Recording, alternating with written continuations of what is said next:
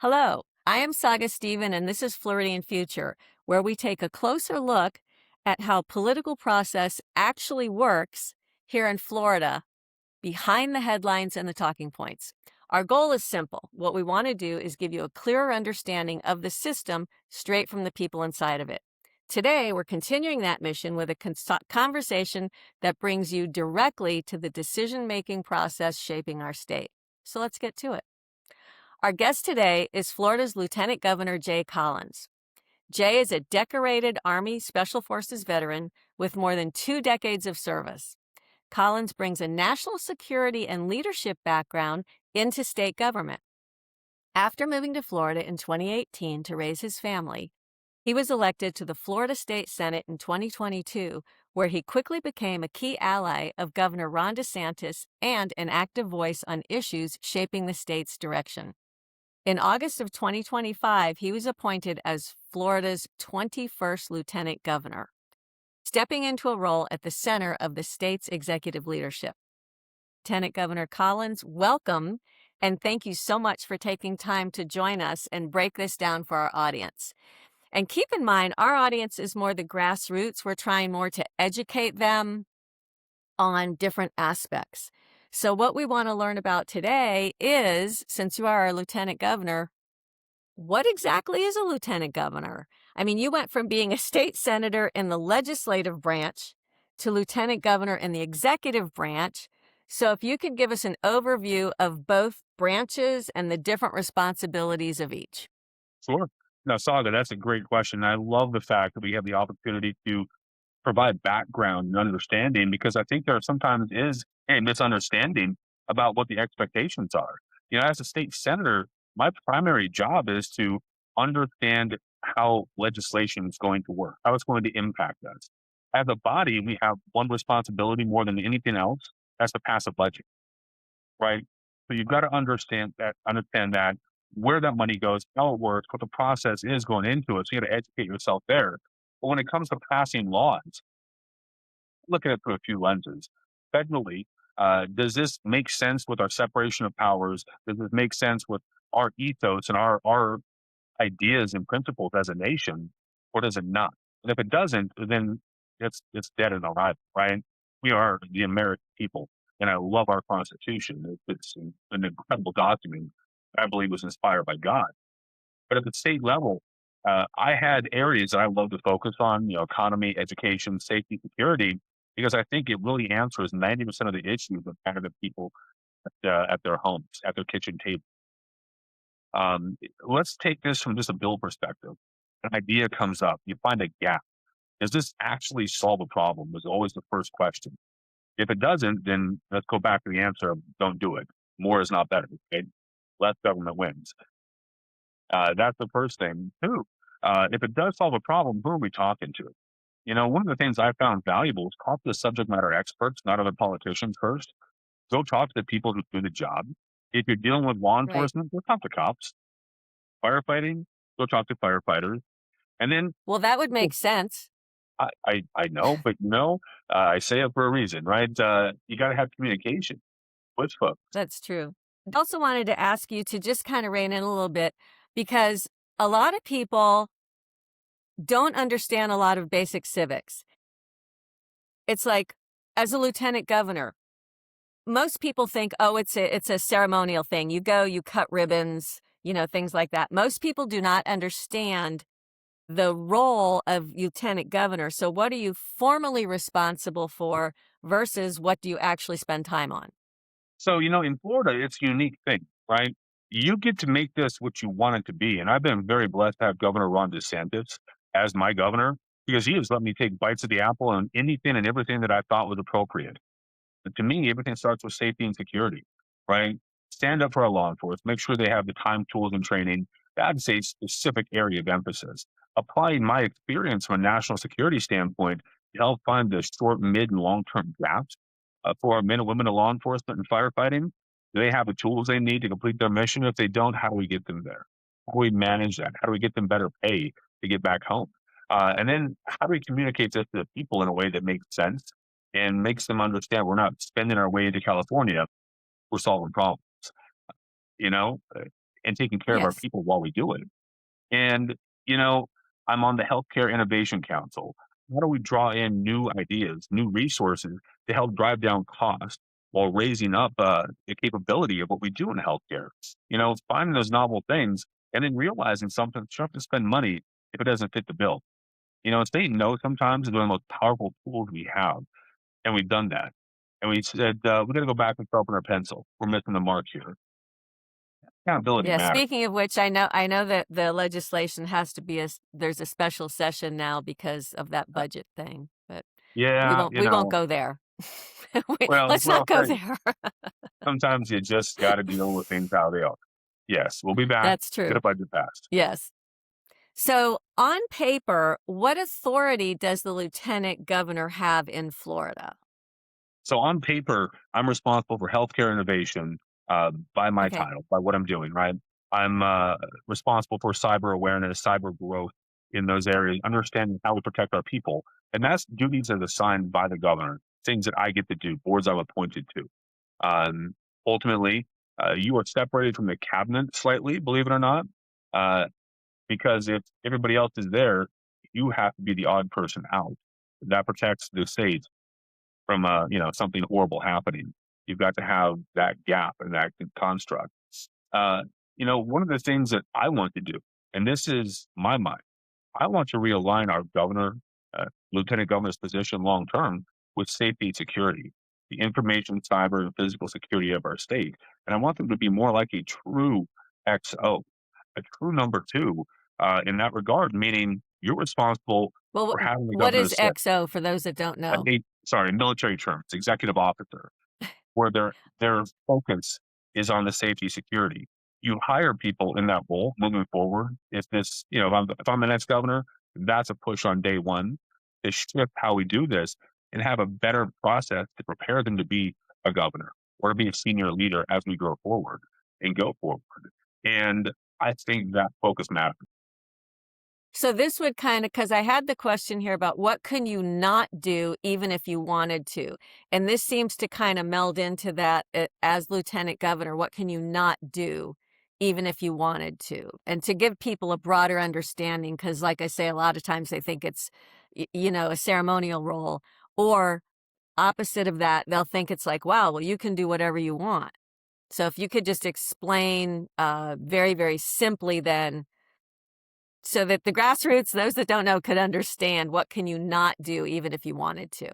Yeah, so look, ultimately, I'm the number 2 in the state. I stand with our governor. I support his policies, and I give him my thoughts behind closed doors. We are united out front on everything. I have his back without equivocation because that is my as lieutenant governor is to stand by him and help counsel and advise him. I am not in charge of the state. I am the number 2 guy in the state. I have a voice, and my job is to follow through and support my governor in what he does, and help pass those bills. Can I step in and help press things legislatively? Absolutely. But it is through coordination and communication with our governor and other leaders that we do that. There is no magic wand. You don't just wave a wand and make things happen. People have free will.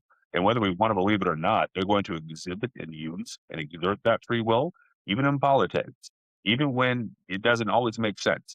And you have to work through them to solve those problems. And again, you got to brag on Governor DeSantis. He has allowed me the opportunity to step in, to step forward and lead on things that I need to, whether it's been, Right. economic issues, legislative, or out there stepping up with our law enforcement. I'm appreciative of those opportunities. It's been great. It's been really great, and thank you for all you've been doing. So, from your vantage point on how laws actually move, can you tell us from your seat, and again, it's very unique because you come from being a senator where I think you passed, what, like 50 bills or something like that? It was fabulous. Thank you. Okay, well, thank you. That's good. So, from your seat, where do bills actually get shaped? Is it in committee rooms? Is it in leadership offices? Is it through agencies? Where do they actually get shaped? So that's all the above actually is your answer. They get shaped through the entire process. Know your lawmakers, right? Get to know them. I did most of my work months prior. I didn't take an options, right? I did when we passed, gavelled out, sessions done. I already had a list of things that I wanted to accomplish, whether they were things I did and they didn't pass in that first session, things that I wanted to take care of. But, once you get into session and you're in this, timeline of 9 weeks, the pressure is on, man, you've got to be present. You've got to go up there. If it's an issue you care about, you better be in that senator or in that House member's office and communicating through them to help give your feedback. Because ultimately, the lobby board will put theirs in, other interests will put theirs in. And if grassroots people who see things and understand things as well from their approach through the normal people on the ground's approach, dog, we got to hear those words. We got to know what's going Mhm. on, how this is resonating in our communities. Because look, I showed up most days at 6:30. I stayed till 9, 10 o'clock at night. Sometimes I would eat a meal in between that, and that's just the reality. I worked hard every day, and You are a worker. uh, You are look, definitely a hard worker. So you how have to much be. coordination yeah, you had sorry, didn't mean to interrupt. How much coordination actually happens between the governor's office and legislators before the bill actually becomes public where people know about it?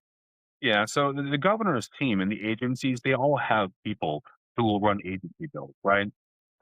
They work with legislators because ultimately the legislators have to carry that.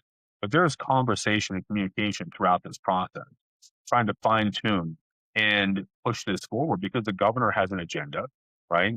The Senate president has an agenda. The Speaker of the House has an agenda. And you're going to align all three of those people together to push Florida forward. But the governor is the supreme leader, right? He's the guy. He's the executive office of the governor. He's the guy in charge, and everything runs through him. And if you're not communicating and collaborating with people from the agencies, the Senate, and the House, you're missing the mark. People matter. Build relationships and take the time to be present. Right. And then let's talk a little bit about the executive branch machine. Most people don't understand that the agencies run a lot of the show. So, how much of state government is really driven by agencies versus the elected officials? Well, look, there is no way you can be in every space on every issue all the time.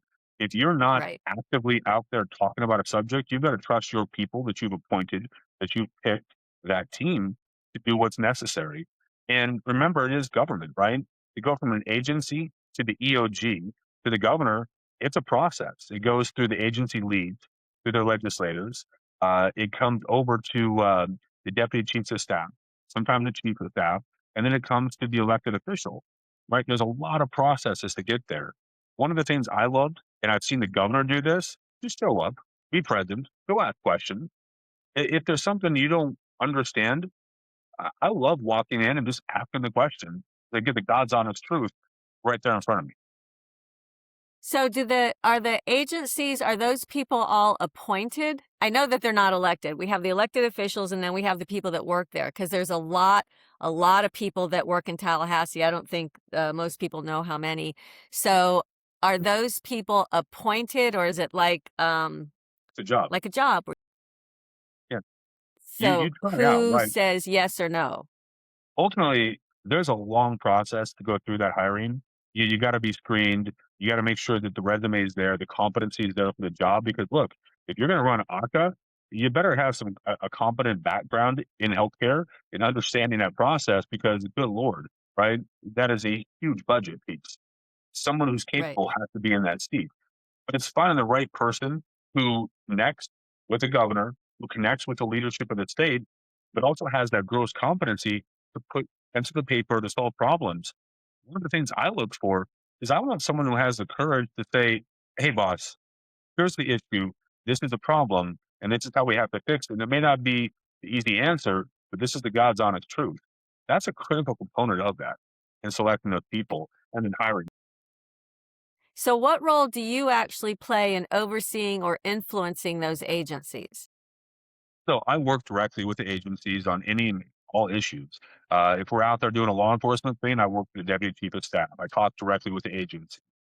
When we're talking with APD, Baba Salos just got appointed over APD, disabilities. Wait, Uh, APD.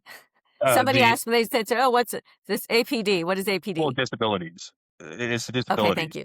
Yeah, so dealing with that, I go sit and I talk to Bob and I try to understand what the gaps are because as someone who's an amputee, I have a unique opportunity to step forward and provide hope and inspiration in ways that many don't. Uh, and it matters, right? I work directly with them. I have the opportunity to have a voice and share my point of view. And honestly, they've been very good about receiving that and answering questions. And again, I'm very thankful for Governor DeSantis for giving me that opportunity to do just that. Right. That's well, you're the good man for the job. So, if a citizen is frustrated with the government, are they usually frustrated with laws or how the agencies implement them? I think it's all the above sometimes, right? Often, you'll see a good law that maybe goes off the rails because it doesn't answer the questions perfectly, and that's where feedback matters. There is a rulemaking component, and this is more of a art than a science, to be honest with you, Saga. Uh, you've got to write a bill that thinks ahead into the second, third, and fourth order effects, but you've also got to write a bill that allows adaptation in rulemaking. As things develop, as we hire, as government shifts to the left and right, if you write it so restrictive that the rules can't be effective, well, now you just have a dead law that adds clutter in all regards. So the other side of that is if you write it too loose, now you have unelected people who are going to step in and rulemaking authority goes wild. Okay. So, you talked about what are the biggest bottlenecks that stop good ideas from becoming law? And what you were saying before about sometimes laws are written kind of broad stroke, um, without guardrails, if you will. So, for instance, with all of the threats coming down from the globalist and all that, where are you on putting guardrails on threats that you see coming down the pipe? So look, I will always put our people first. Florida has to be first. We have 23.5 million people that we serve every single day. My job is to protect and preserve them and their way of life. Secondary to that is our country, right? Look, I'm a warrior. I'm a soldier. That's who I will always be. That's my approach to everything. And I love this nation. I served it with respect and dedication. And I want to make sure that what we're doing meets what I believe is our founding fathers' intent, honors our Constitution, but it also honors government, right? Like, those are all things that we have to balance. So to the point I was getting at, when you write a law, you've got to leave room for rulemaking to do what they're supposed to do and not be so locked in that you can't achieve what needs to be done. But you When also you can't say be so for rulemaking when you say for rulemaking to do what they need to do, so is there a implement. law and then it goes to rulemaking, or how does that work? Yeah, so a law happens and then it goes to the agencies, right? The agencies then put rulemaking authority out there, and that's how it's going to be ruled out and how it's going to interact with the community. When you write this, you have to take all of that into account, any piece of legislation. That's why that implementation date is so important. I want to share a lesson I learned. My second bill was banning China from buying our land, right? Thank I had you. a July 1st implementation line because I saw the critical gap, right? In what I saw was an egregious issue of national security. If I had to do it again, I would have rolled that implementation date back by another 3 months to make sure that we got into the nitty gritty of rulemaking because it turns out that we put a lot on our realtors, a lot on our people to rebuild and remake all of their processes. And it made it a little bit hectic. And I think we would have been better served had we left a little bit more time for rulemaking because in the end, you can't just hit go and have the law happen. You've got to get the government moving the same direction. And it takes time to get all of that tail rowing the boat and moving.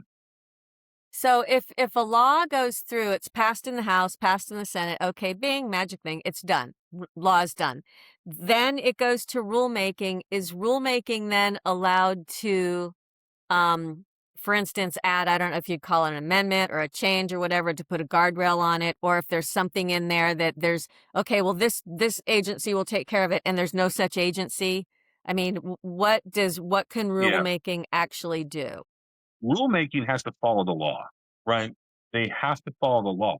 Now, what I did as a legislator is I would follow up and make sure that my intent and the way the law was written was all the way through there, and that there were no unintended consequences in the rulemaking authority that would nullify or mute that. Because sometimes even a well intended person makes a mistake, sometimes, right? Even in rulemaking.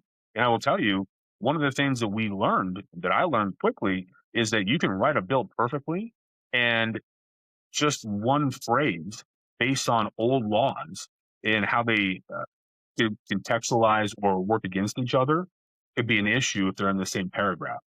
Sometimes you just got to understand how much law is out there, and it does you a lot of good to be very diligent in all of those pieces beside your law, and make sure you understand those second, third, and fourth order issues, because it could create havoc with rulemaking and have unintended consequences. It is incredibly complex.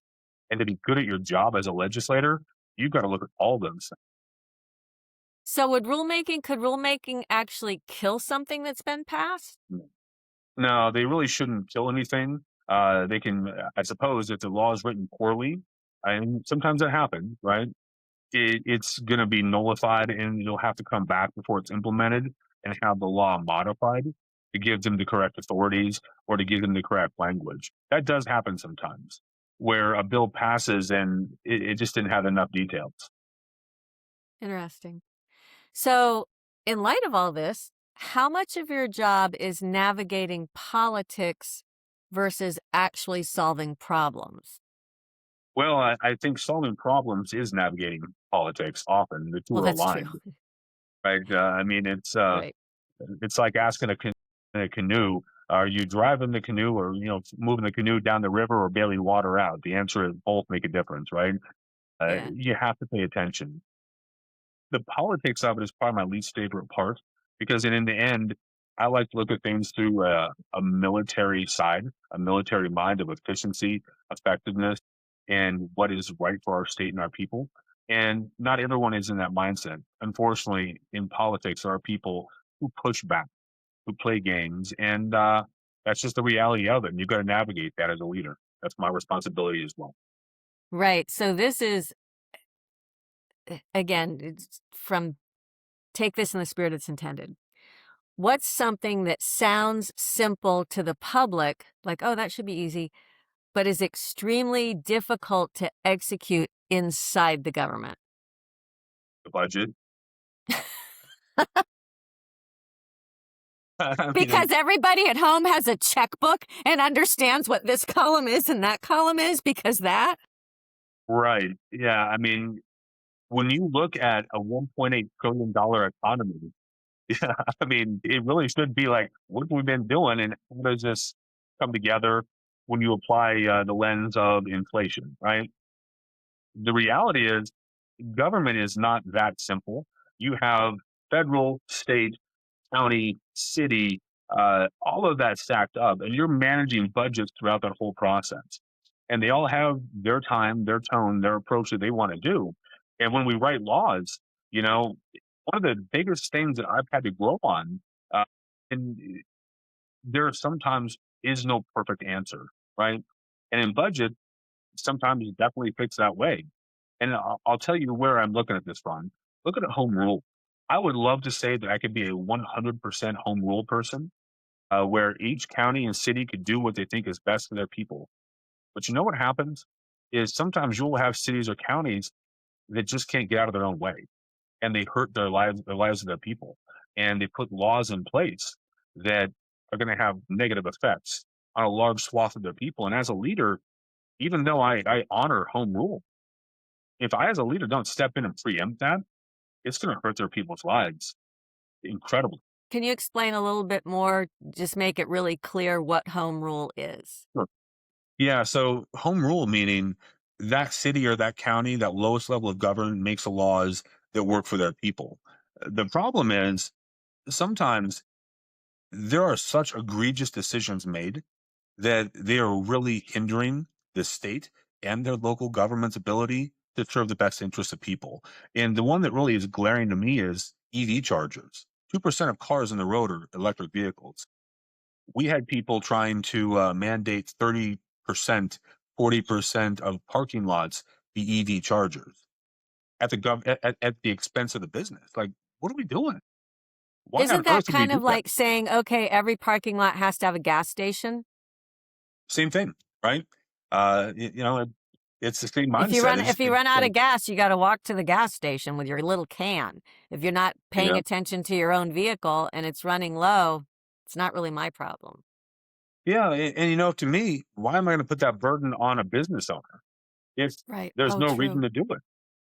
And if 98% of the vehicles on the road are gas, why are you going to have 40% of the parking lots dedicated to electric cars? That doesn't make sense. True. So we stepped in and preempted that. I totally understand having parking spots up front dedicated to the handicap. Totally 1000% get that. Um, an electric vehicle is no. It's your choice. That's what freedom is. Freedom is you choose it, you take care of it. Anyway, Yeah, and to I me, digress. that's on the parking lot design. You got to run those power lines where you want. You want to put them in there, knock yourself out. That's a That's little true. that's business. Amen to that. Okay, so again, my audience is more the grassroots, and I want to know the citizens because I want to educate them so that they have a stronger voice, so that they understand the system more. Because the more they understand, the stronger their voice. So, where in this entire process do you see that everyday citizens can actually have an influence? Well, I think there's a huge way for people to have an influence, and that's reach out to your elected leaders, let them know your thoughts. I have a true open door policy. I suppose my team probably used to get tired of it sometimes because I mandated my door was always open. If we're in the office, the door is open, and I want people to know that we're here working and doing what's right and serving. And people would stop by just seeing that. Show up and have a conversation. Learn how Yeah. your government works. You know, the amount of folks who didn't understand that Rick Scott, Marco Rubio, and I worked on the same level, that they were federal senators at the time, and that I was a state senator of one of 40. I can't change federal policy. I can have a conversation, but I can make a real difference at the state level. And Well, that is exactly what we are trying to do at Floridian Future is educate people. We are Florida centric. We are trying to educate them on all things Tallahassee and talk to the people that are there and learn from them because there are things that as a state we can do and we can't do and the citizens need to understand. So, on that note then, what are the wasted efforts that people keep repeating? so, what I'll tell you is understand where the gap is, where the problem is. If there's a piece of legislation that's critically important to you, often the bill sponsor feels the same way. And I think back to constitutional carry. I uh Mhm. I carried that bill because it mattered to me. I am a Second Amendment guy. I love it. I will fight for our gun rights. I had the left threatening to kill my family, myself, death threats left and right. It was crazy. But then we had people on our own team who would call out there and you know, attack us because look, we couldn't get open carry. The simple fact is the votes weren't there. But I'm sure as heck going to claw back 80% of what I can and come back to fight another day because winning matters, losing sucks. And if we don't win, Right. the left is going to take back more freedoms year over year. That's a guarantee. That's how we Yeah. lose the long game. Make sure you understand where the problem is. Yes, and I think also people don't understand that, um, if you get, like, even 80% of what you want, that is really a win because you can get a little bit and then come back later, a little bit more, a little bit more. Just because you don't get 100% of what you want does not mean that you have lost because it's like you said, you could be pushing for and take that line in the sand, either 100% or nothing. You'll probably get nothing. So I think people need to really understand that it's baby steps along the way. And I know in Florida, the whole abortion issue, which is a hot button, it's like, well, no, we didn't get 100%. We got a pretty good, the heartbeat bill is pretty doggone good. It So is. you And, know? and you know, if it's an all or nothing mindset, it's black, white. The world operates in gray space. I will tell you Right, what I did going in. I had a good, better, best. I had a hard line. I will not go past this piece because at that point, I think we're causing harm. And to me, the bill has to do this minimum piece. Anything above that, I'm going to fight for every piece of it I can.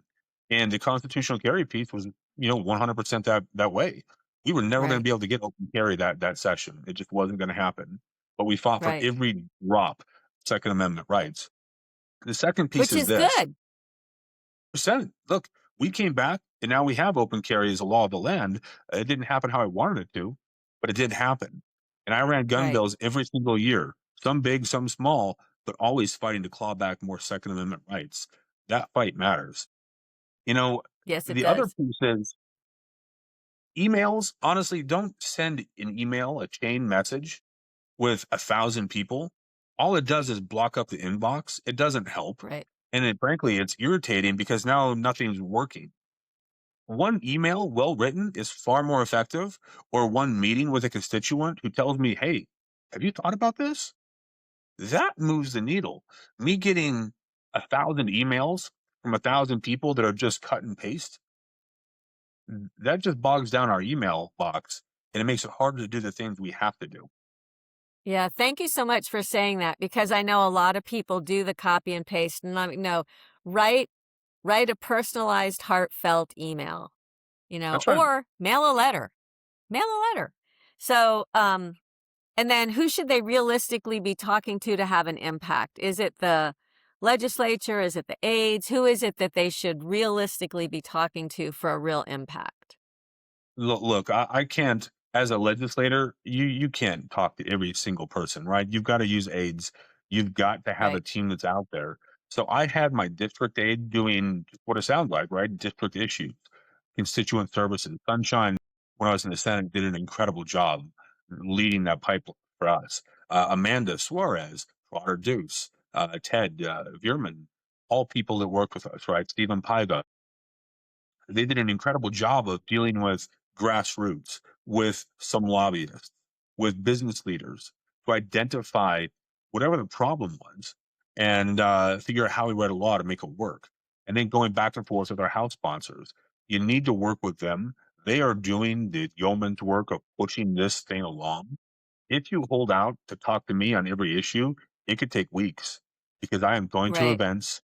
I am meeting people. I'm working on the bill with our House reps, with the governor's office, with whoever I need to talk to push that thing along. And the same is true as the lieutenant governor. You can't meet with me all the time. You can't always call me or message me. Talk to my team. Pass that along. They will get it to me 110%. That's why we have those people. Because if it just came to me solving everything, one, I know there's this ridiculous no kings movement. We're kind of OG no kings. That was the whole point of our country, right? And I right. want checks and But we do balances, have and I a want king. different Christ people. is king. There you go, Yeah, right? And yeah. So, it's just crazy. yes, there's a lot of crazy out there.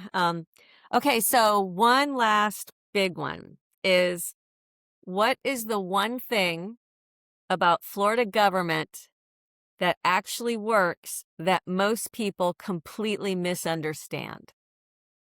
Sure. Legislatively, in a typical year, I will tell you 90% of the language that goes through is bipartisan. Shocking. It isn't a big fight. Honestly, if we would stop screaming at each other and focus on the crap that matters in the middle, that pay our bills and push the agenda forward, I think we would make it a lot easier on these really difficult subjects. One, two, I think that your elected leaders, they want to stand and they want to fight on the right issues. Look, I didn't get dressed up and wear a suit and tie every day because I wanted to, believe me. I went there because I wanted to make a difference. And if it meant I had to stand alone on immigration, I had to stand alone for Second Amendment, I had to stand alone on a local issue for my people, 110%. I will do that all day long. Uh, that actually works pretty well. I think most people at the state level honestly are up there to do the right thing. Yes. Thank you very much for doing that because I know you did.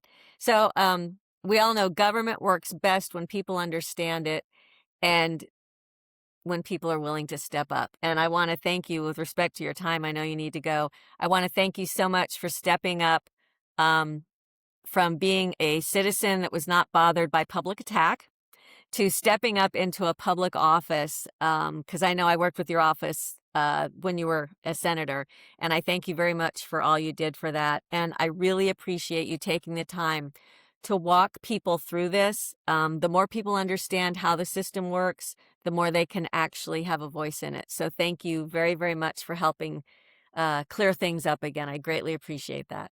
Yeah, Saga, thank you. And this is an incredibly important thing to do, right? Shining light on the inner workings of this because there's so much misunderstanding and there's so much potential to get people to understand this isn't people trying to push back and fail. This is a process that's Right, difficult for a reason. If it was easy to right. pass a bill, do you know how much nonsense would be in our laws? Oh my goodness gracious. Ugh, Right? The good idea fairy would run amok. It should be hard to pass right. a law. It should be hard to make a budget like this because it's 23.5 million people that you affect. Uh, it should be really hard to change our constitution. That's why it's a high bar of entry. Like this should be hard. Government shouldn't flip on a dime, right? That's why we're a republic. No. That's why we have checks and balances. I mean, God, I believe, ordained and blessed our founding fathers to create the most perfectly imperfect system of government we have. Now it's up to us to keep it. Yes, it should be hard, but not too hard because we are run by the people. And I want to encourage people as you get to learn more about our system, more about the different mechanisms behind the scenes in Tallahassee, about each position. I want to encourage people. I think personally, I think everybody should run for office. You will learn so much about yourself. You will learn so much about how government works, how the process works. I think it would be really highly beneficial. That's me though. Saga, have people go knock doors as a candidate. I will tell you what, it'll change your mindset on many things. When you got to go answer on doors with people screaming in your face and kids throwing up and throwing balls, and it's real. You better understand Yep. what you're talking about and how it works. And the one of the reasons I'm doing this is because I do understand. I ran for mayor in Lakeland and I learned so much and I really it grew my love for in essence politics and I use that term loosely. It grew my love for people and wanting to help educate people to give them the courage and the wherewithal to stand up because so many people are afraid. They're afraid to get out there. They're afraid to run and they just stand and scream. And standing and screaming may make you feel good. It's not going to do good. I want people to do good. That's right. The calmest person in the room wins. And look, just because I disagree with someone doesn't mean I hate them. We can That's right. communicate and understand what's going on. And man, God has blessed this state. He has blessed this nation, and I'm honored to serve. And thank you so much again for shining the light Thank on you these very, details. very much. Okay. Thank you, Jay. Thanks, Bye Saga. bye. God bless.